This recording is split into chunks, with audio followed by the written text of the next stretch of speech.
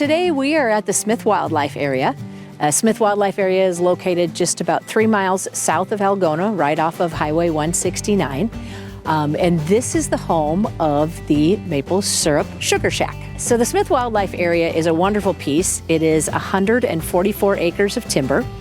And back in the late 1940s, Slim Smith, Dutch Lavrens, and Wendell French, 3 friends, decided they were going to come down here, tap the maple trees, collect the sap, and cook it into syrup for their friends and themselves. After that first year, the story goes, they realized that wasn't any fun.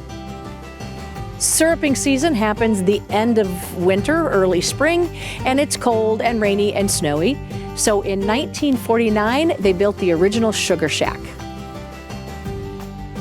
In spring of 2019, the Kossuth County Conservation Board disassembled the original shack.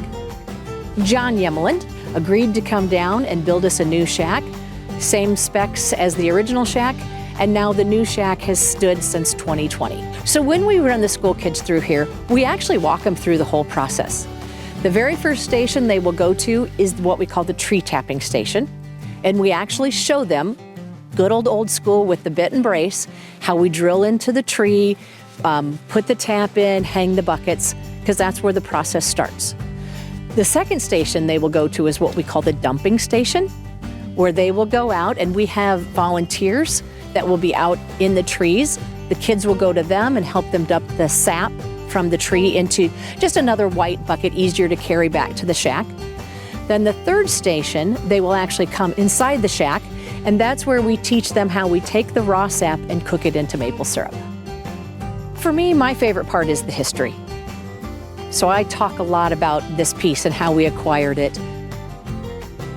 In the original shack, Slim, Dutch, and Wendell decided that if you worked down here one season, you could put your name and your handprint on the wall.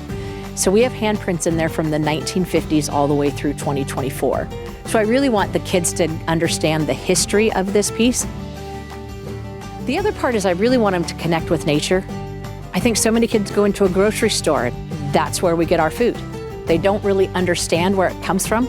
So I really want them to see that it's a tree that gives us maple syrup. Without the trees, you'd have butter on your pancakes, and that's it.